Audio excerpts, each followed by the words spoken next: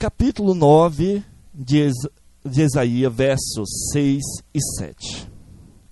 Que vai dizer esses dois versículos. Todos encontraram? Alguém precisa de ajuda? Ok. Porque um menino nos nasceu, um filho se nos deu. O governo está sobre os seus ombros, e o seu nome será maravilhoso, Conselheiro, Deus forte, Pai da eternidade, Príncipe da paz. Para que se aumente o seu governo e venha a paz sem fim sobre o trono de Davi e sobre o seu reino, para o estabelecer e o firmar mediante o juízo e a justiça, desde agora e para sempre. O zelo do Senhor dos exércitos fará isto. Vamos orar. Querido Deus, amado Santo Senhor, louvamos, bendizemos o teu santo nome, ó Pai, pois tu és o único merecedor de toda honra e toda glória.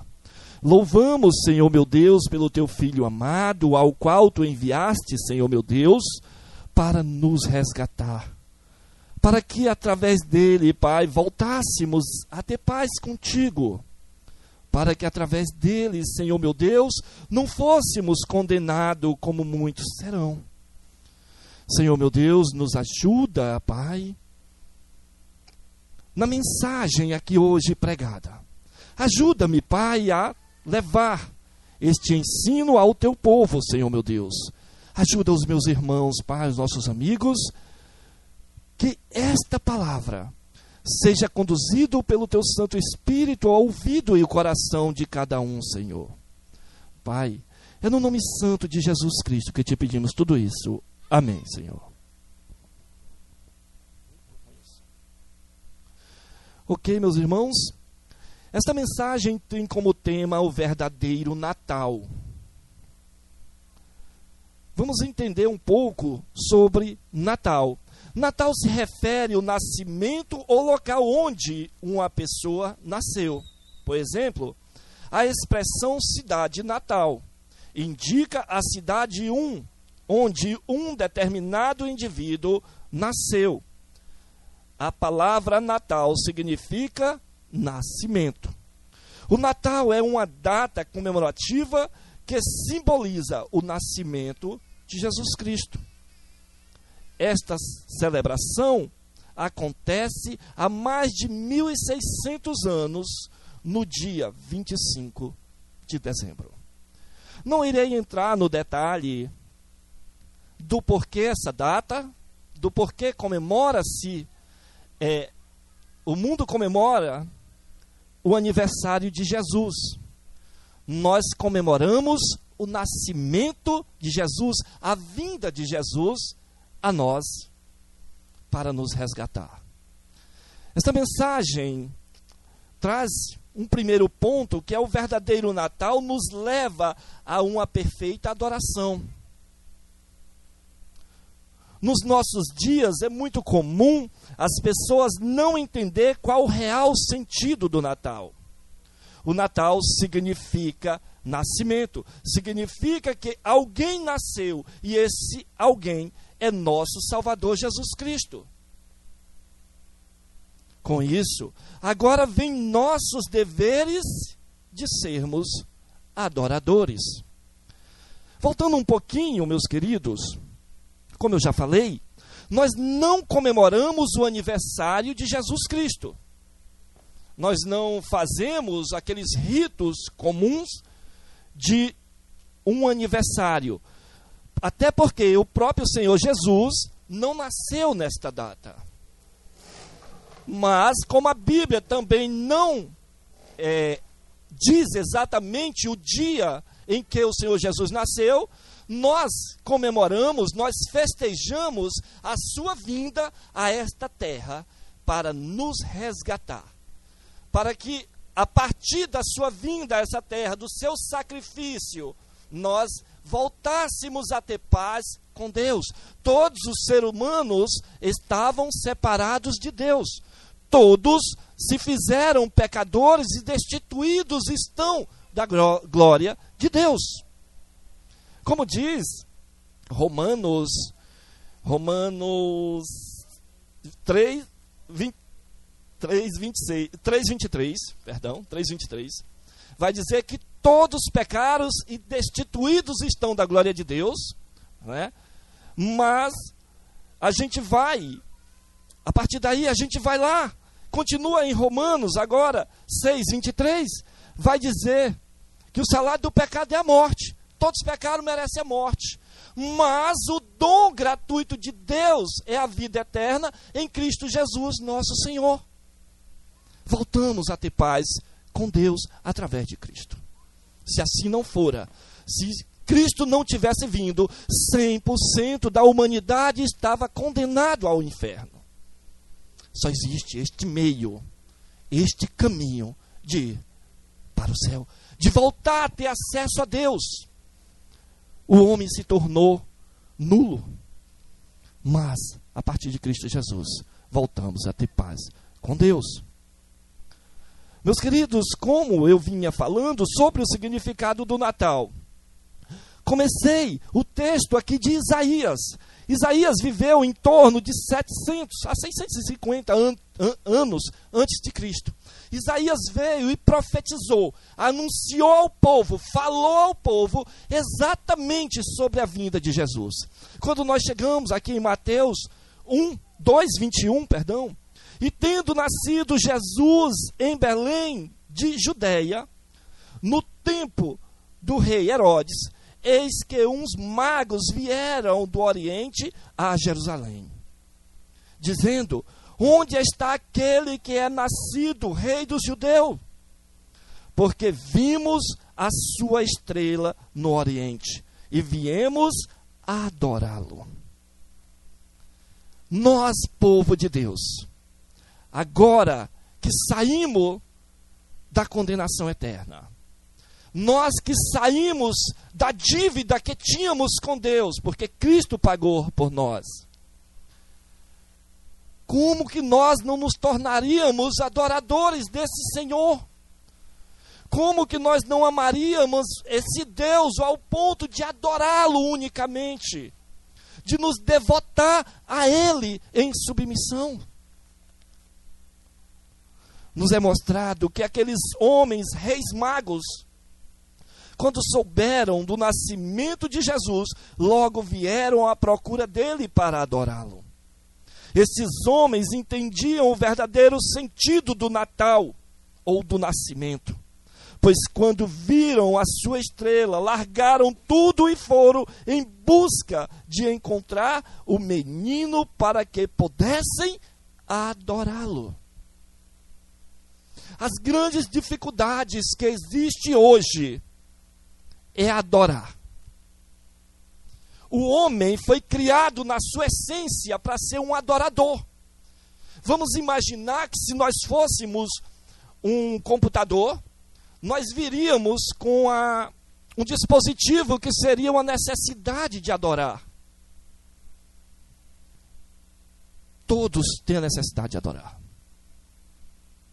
Mas quando eu erro o alvo, eu vou fazer algo para que eu adore. Eu vou criar algo para adorar, porque em mim tem essa, no meu íntimo tem uma necessidade imensa de adorar.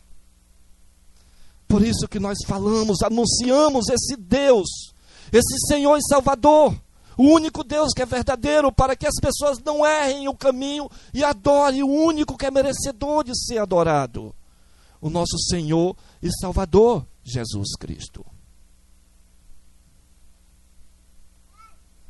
Quando olhamos para o Natal, para esta data no que foi transformada, nessa festa em que foi transformada o nascimento de Jesus, uma festa na qual o próprio Senhor, o que deveria ser cultuado, é esquecido.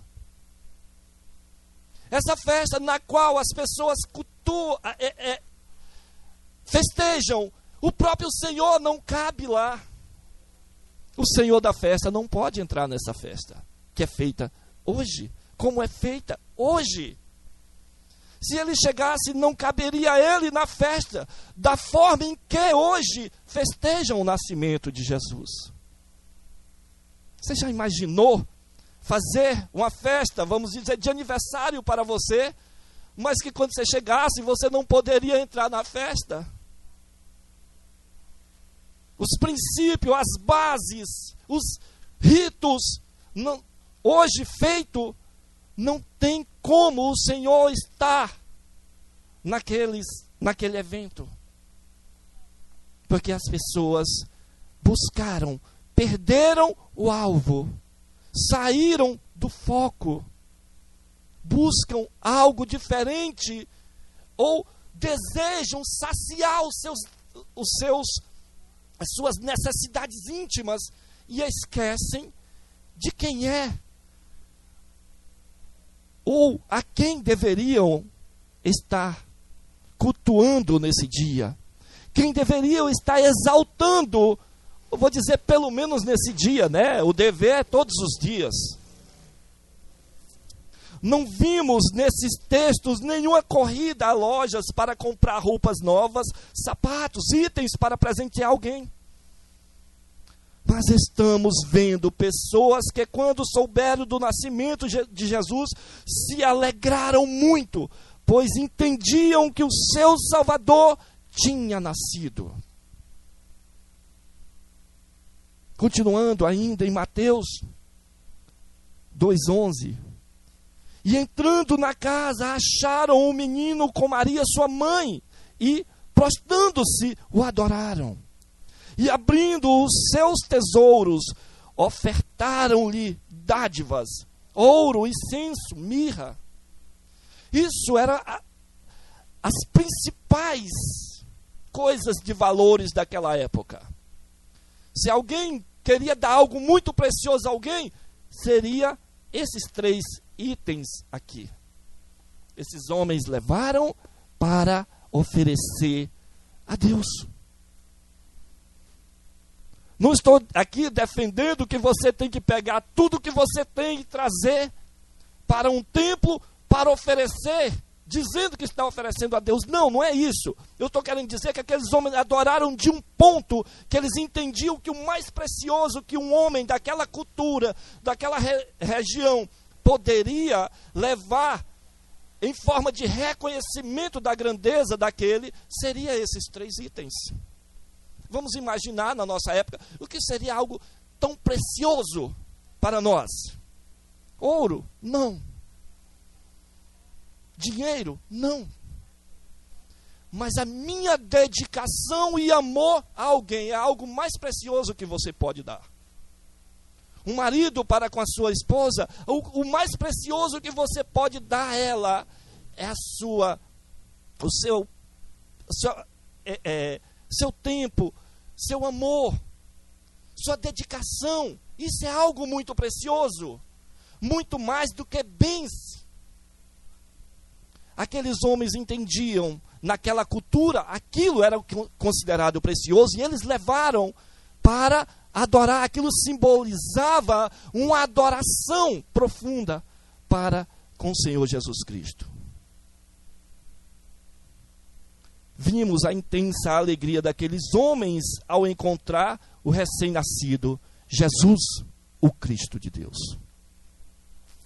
Meus queridos, esses homens eram homens ocupados, pois eram pastores de ovelhas. Sabendo que a profissão de pastor requeria deles muito cuidado e tempo, mesmo assim eles largaram tudo para viajar ao encontro de Jesus, ou de encontrar-se com aquele menino, o grande rei e salvador da humanidade. Meus amados, qual tem sido o nosso empenho em busca de adorar o Senhor Jesus? Cada um responda para si mesmo. Qual tem sido o seu empenho, a sua dedicação para adorar o Senhor Jesus? Isso deve ser respondido para você mesmo. Converse com Deus. Não adianta você responder para mim. Quem sou eu? Jesus Cristo Nosso Deus que prescruta todo o nosso coração, conhece o íntimo de nossa alma, sabe. Se você olhando acha, estou fazendo muito pouco, conversa com Ele, pede perdão, pede ajuda, para que você possa se dedicar mais, para que você possa fazer mais, em amor a esse Deus, pela obra dEle, para que outras pessoas sejam alcançadas por esse amor, por alguém que ama tanto, que resgata das trevas, seja quem for.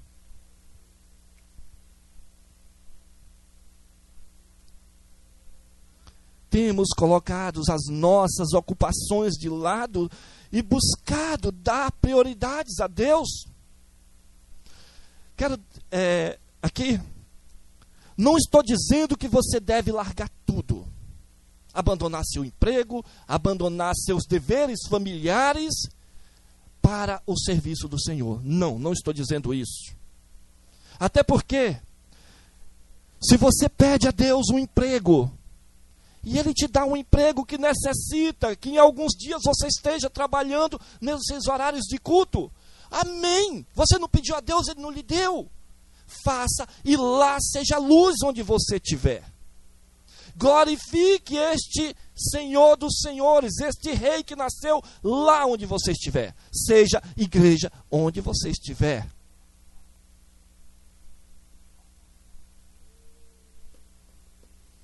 Meus amados, somos levados a ocupações diárias que requer muito de nosso tempo. Muitas das vezes, deixamos nosso Senhor de lado, em segundo plano. É isso que temos que ter cuidado. Mas deixa eu dizer uma coisa aqui para vocês, meus queridos. Muitas das vezes, nós criamos espantalhos na nossa vida. Nós criamos uma desculpa que até mesmo nós acreditamos, muitas das vezes. Pergunto aqui, isso não é glória para os nossos irmãos, mas são servos do Senhor. Pastor Júlio, nossa irmã Cristina, que são missionários, homens de Deus, vem toda terça-feira aqui para ajudar, para pregar e ensinar as crianças, nas quais várias estão aqui, dentre uma que irá se batizar amanhã. Ela, no seu testemunho de fé, diz que se converteu aqui no culto infantil. É fácil vocês deixarem tudo, deixarem a filha sozinha e vir para aqui? Certamente não é. Vocês se acham uma vítima disso? Não. Faz por amor. Mas se nós não tomarmos cuidado, nós vamos começar. Eu sou um coitadinho sofrido, tudo me persegue. Eu trabalho muito para o Senhor. Espantalhos que nós criamos, que são desculpas.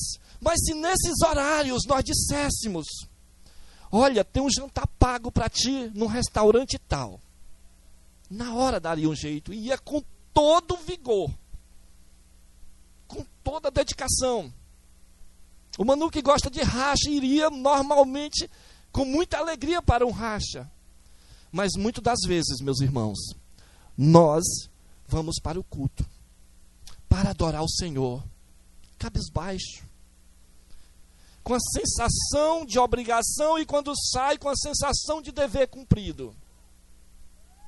Não é essa a perfeita adoração. Não é essa adoração que nós vimos aqui destes homens que foram visitar o Senhor Jesus naquele lugar.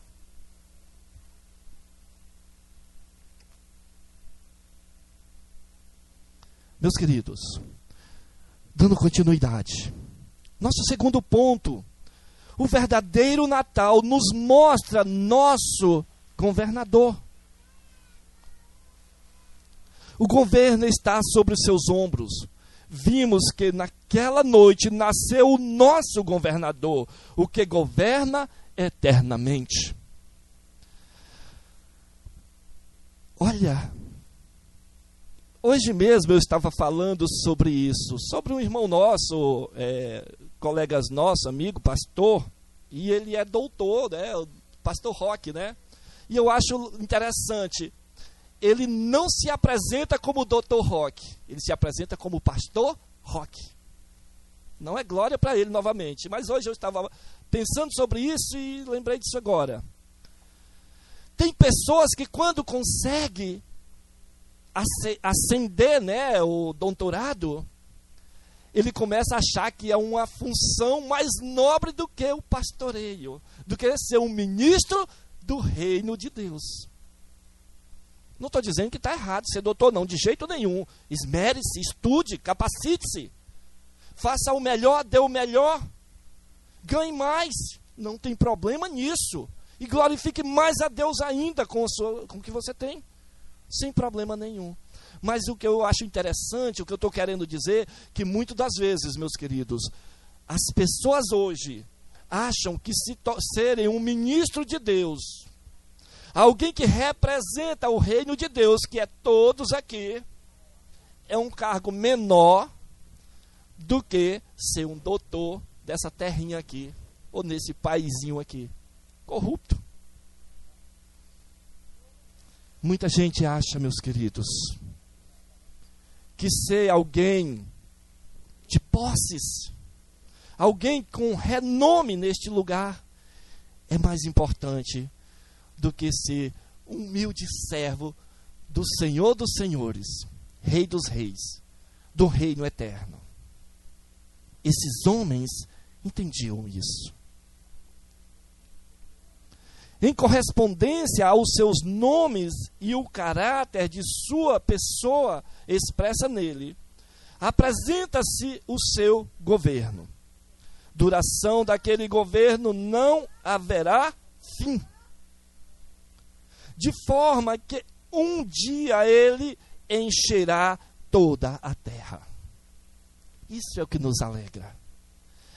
Isso é que nos dá ao coração um alento, a certeza de que o governo de nosso Senhor não há fim. O governo do nosso Senhor encherá toda a terra. Todos serão seus seguidores? Não. Mas o governo dele encherá toda a terra. Isaías 11:10. E acontecerá naquele dia que a raiz de Jessé, o qual estará posta por estandarte dos povos, será buscada pelos gentios. E o lugar do seu repouso será glorioso. Daniel 2:35. Então foi juntamente esmiuçado o ferro, o barro, o bronze, a prata, o ouro, os quais se fizeram como pragana das eiras do estio. E o vento os levou, e não se achou lugar algum para eles, mas a pedra que feriu a estátua se tornou grande monte e encheu toda a terra. Esse é o nosso Senhor. E semelhantemente, do aumento da paz não haverá fim, pois ela se estenderá tão longe quanto ao seu governo. Ele realizará isso, sentado no trono de Davi e tendo o senhorio do seu reino. Esse é o Senhor, que é merecedor e digno de toda a nossa adoração. Esse é o nosso governador. É aquele que nós olhamos para ele sem medo de errar, sem medo de que um dia ele falhe. Traçando aqui um paralelo muito inferior, claro. Todo ano, de 2 em 2 anos, nós passamos por esta luta neste país de buscar, escolher um governador, um líder que não seja corrupto, ou até mesmo, como já se falou aqui, o menos ruim, né? Mas o nosso governador eterno, ao qual nós os seguimos e adoramos, não tem erro, não tem a menor possibilidade de erro. Não é corrupto, a corrupção não entra em seu governo. Esse é o nosso governador. Como ter medo de errar? como não adorá-lo e reconhecer como governador de nossas vidas. Esse é o nosso Senhor. Como eu já falei, tudo isso foi anunciado volta de 700 anos antes da vinda do nosso Senhor. Ele veio, como eu já falei lá em Mateus 2, veio, se apresentou e misericordiosamente deixou sua graça ao alcance de todos. Essa graça, meus irmãos, deixa eu dizer, ainda está à disposição de todos que nele crê. Só que vai haver o dia que ela vai cessar. Haverá o dia que ele virá como governador com o seu cetro e como reto juiz e encerrará.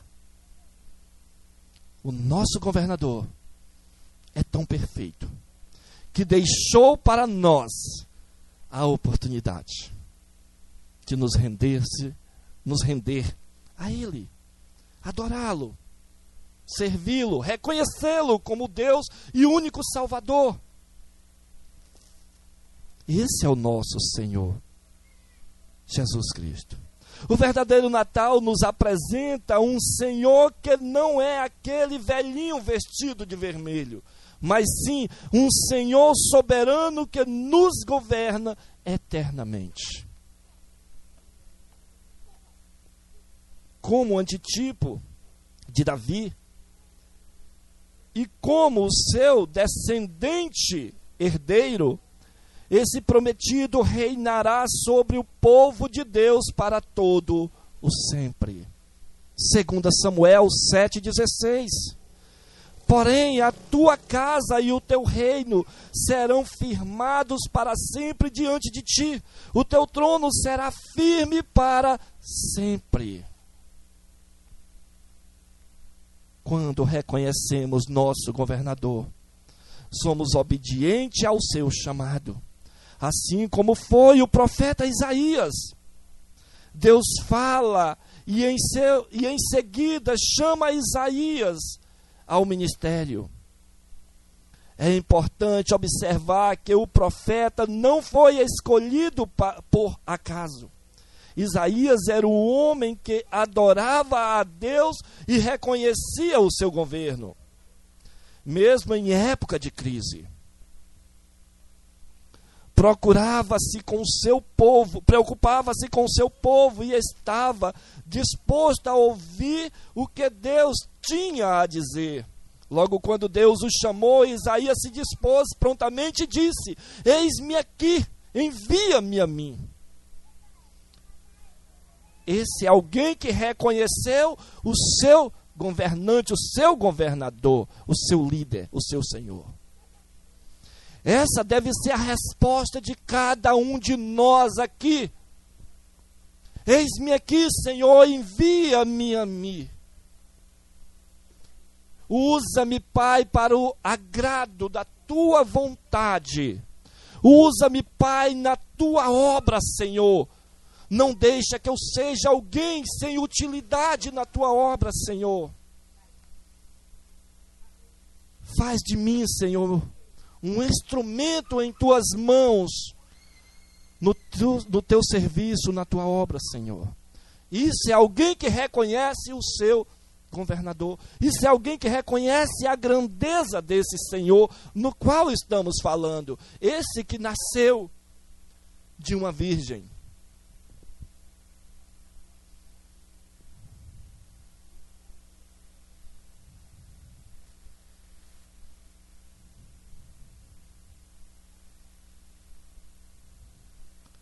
Meus queridos, nosso terceiro e último ponto. O verdadeiro Natal nos apresenta Deus. Com a autoridade divina, Ele será maravilhoso conselheiro. Isso é, como pessoa distinta, Deus e homem será realmente uma maravilhosa vinda de Jeová, e como aquele único que tem as palavras de vida eterna, será um conselheiro sem igual. Ele é o conselheiro sem igual. Ele veio, como eu já falei lá no início. Essas profecias, cerca de 700 anos antes. E hoje nós estamos falando de alguém que veio e cumpriu cabalmente cada detalhe do que fora anunciado desde sempre.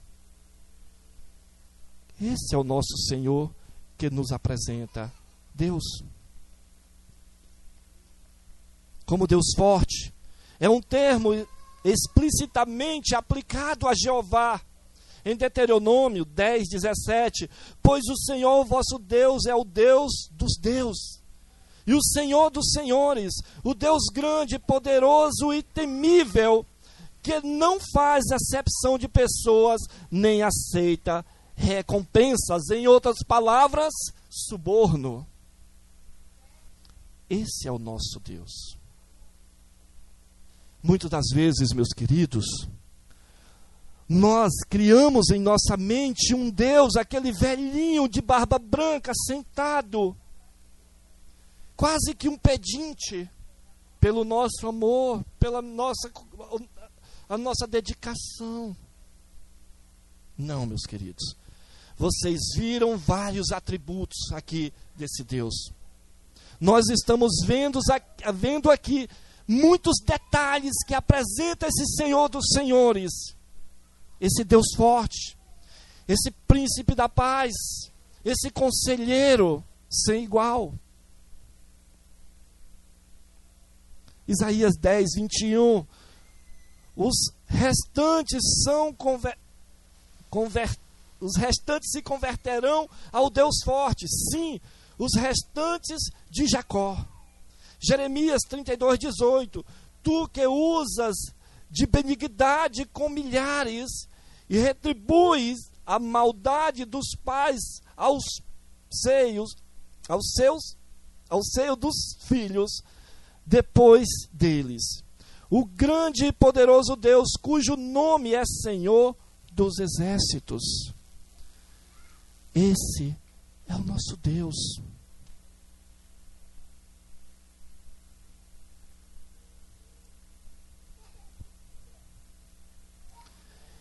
Ele será o irresistível campeão nas batalhas, conforme esta palavra forte dá a entender. O que obterá a vitória final na arena da história. Como Pai da eternidade, literalmente, ele será não só o Senhor da eternidade, mas também o autor da vida eterna dos remidos. Como príncipe da paz, ele concederá o que a paz implica em seu sentido completo. Saúde para a alma doente de pecado. Um relacionamento forte e sadio entre os pecadores e Deus, como também entre os pecadores e os seus companheiros. E uma condição estável de justiça e prosperidade universais prevalecendo no mundo. Esse é o Deus no qual nos é apresentado pelo seu próprio Filho, nosso Salvador Jesus Cristo. Esse é o Deus tão grande, que olhou para seres igual a nós e escolheu a dedo para ser seus servos. Eu fico a me imaginar, e jamais vou compreender com a minha mente limitada, como Deus fez essa escolha. Tendo os anjos que cumpriam corretíssimos, sem chance de erro, as ordens dele, a vontade dele, o desejo dele. Mas ele olha para um Marcos, ele olha para um Júlio, ele olha para cada um dos que aqui estão, e já salvo por ele, e diz: eu quero que ele faça a minha obra e eu ainda o ajudarei. Até porque se ele não estivesse conosco, jamais nós conseguiríamos fazer a obra dele. Só pela misericórdia dele, pelo amor dele e por ele estar conosco em cada detalhe, é que nós conseguiremos, é que nós iremos fazer a obra dele. Meus irmãos, vimos a grandeza do nosso Deus. Será que depois de tudo isso que vimos aqui, ainda vamos continuar a resumir o nosso Deus a um Senhor vestido de vermelho que nada pode, pois é um homem e não o nosso grande Deus? Você ainda vai resumir ainda o Natal a este Senhor vestido de vermelho? Que os pais ainda cometem a loucura de comprar presente com muito sacrifício e dizer que Papai Noel mandou. Vamos resumir o Senhor, nosso Deus, o nosso Salvador Jesus Cristo, que nasceu e veio para nos salvar, apenas a um místico Senhor? Ou, na imaginação de muitos, um Senhor que mora nas regiões frias do Polo Norte? Tantos atributos que nós vimos desse Deus que seguimos e servimos, nós ainda vamos na nossa mente acreditar que aquele Senhor que faz a propaganda da Coca-Cola é o Senhor do Natal?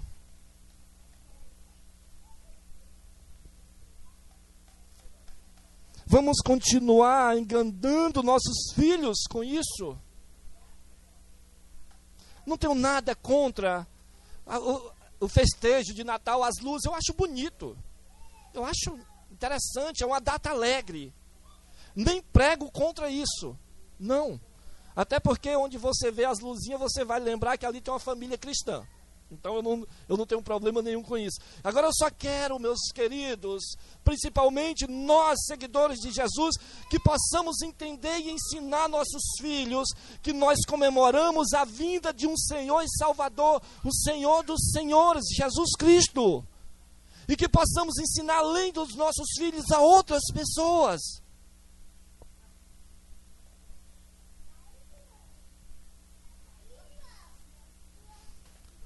Ou vamos, a partir de hoje, falar para nossos filhos de um Senhor que tudo pode, inclusive salvar suas almas?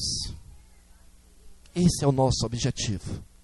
Falar para todos que esse Senhor, que nós festejamos a sua vinda, Ele é o Senhor que pode salvar a alma daquele que está nas trevas.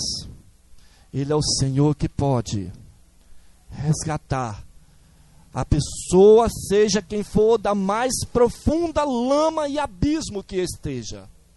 Ele é o Senhor na qual cultuamos. Ele é o Senhor que adoramos, o nosso Senhor Jesus Cristo, aquele que hoje estamos comemorando a sua vinda.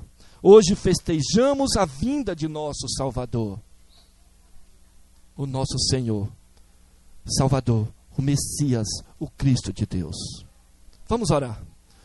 Querido Deus, amado Santo Senhor, te agradecemos por esse dia, ó Pai. Te agradecemos, Senhor meu Deus, pelo teu Filho, Pai, que veio aqui para nos resgatar. Sabemos, Pai, da nossa condenação certa. Sabemos, Pai, da nossa rebeldia contra Ti, Senhor. Por isso reconhecemos, Pai, que o Teu Filho nos resgatou. Por isso reconhecemos, Senhor meu Deus, por não ser merecedores e nem ter condição mínima, Pai, de pagar tão grande afronta contra Ti, a Tua presença, a Tua santidade. Nos alegramos e Te agradecemos pelo Teu Filho, Pai. Senhor meu Deus, que o teu Filho que já nos resgatou possa, Pai, neste lugar, Senhor meu Deus, resgatar muita gente, Senhor. Que aqui nesse lugar, Pai, o teu Santo Espírito mova corações em direção a Ele, o teu Filho, Pai. E que o teu Filho leve-os diante de Ti, purificados, Pai, para que Tu os adote. Senhor, é no nome santo dEle, Pai, que Te pedimos tudo isso. Amém. Amém.